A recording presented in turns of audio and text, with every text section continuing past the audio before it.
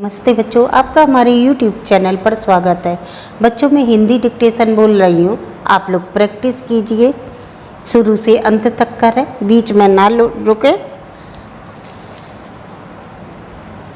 Start.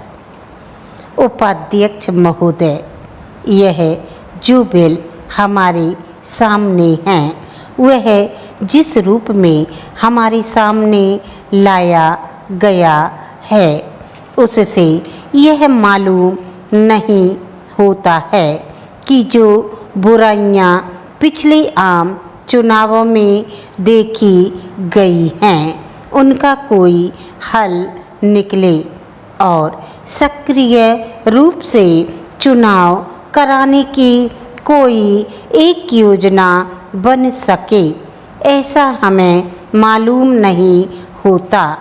इसलिए कई बुराइयां जो पिछले आम चुनावों में हमारे सामने आई हैं उनको दूर करने का कोई प्रयत्न नहीं किया गया। इसमें कई बातें ऐसी हैं जिनको ठीक किया जा सकता था।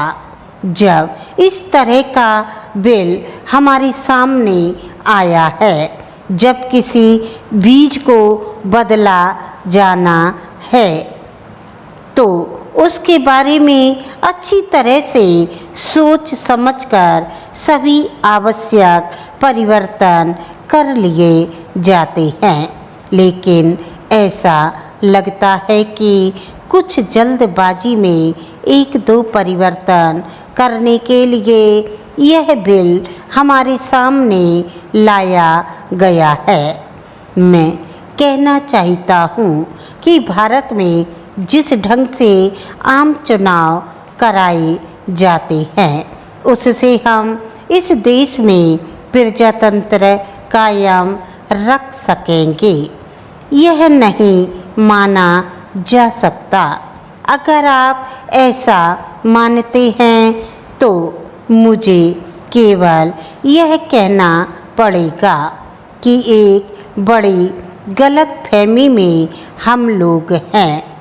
जैसा कि कल यहाँ पर कहा गया, बड़े पैसे का चलन इन आम चुनावों में होता है, उसको रोकने की कोशिश होनी चाहिए। हमने यहाँ पर एक सुझाव दिया था कि आम चुनाव में किसी की ओर से भी 3000 से अधिक रुपए खर्च ना हों। इस तरह का नियम होना चाहिए था और वह इस बिल में लाया जा सकता था, लेकिन ऐसी कोई कोशिश नहीं हुई है। इसमें जो कुछ बताया गया है वह सिर्फ उम्मीदवार की ओर से जो खर्च होगा उसके बारे में बताया गया है।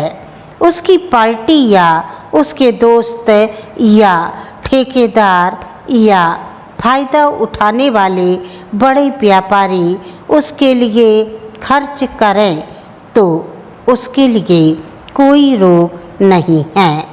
इस प्रकार करोड़ों रुपए खर्च किए जा सकते हैं, इसके बारे में कोई रुकावट नहीं की गई है। मैं यह जानना चाहता हूँ कि एक तरफ आप कहते हैं कि स्वतंत्र चुनाव हो और एक सही जनमत का चित्र सामने आए, परंतु जब इस तरह से खर्च होगा और उसके लिए कोई रोक नहीं होगी तो कैसे सही लोकतंत्र और जनमत इस देश में कायम हो सकेगा, यह मेरी समझ में नहीं आता। बड़े बड़े उद्योगपति टिकट पाते हैं। यदि बड़े बड़े उद्योगपति और राजा महाराजा जैसे लोग लोकसभा में आकर देश के भविष्य का फैसला करेंगे तो फिर इस देश का अनर्थ ही होने वाला है और कुछ नहीं हो सकता।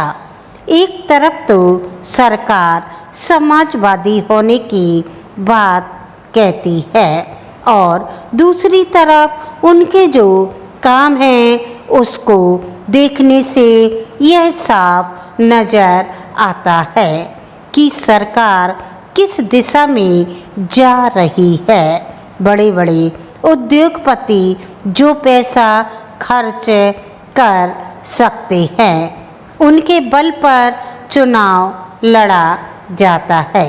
आपको डिक्टेशन अच्छी लगी तो आप सब्सक्राइब करें, लाइक करें। दैट्स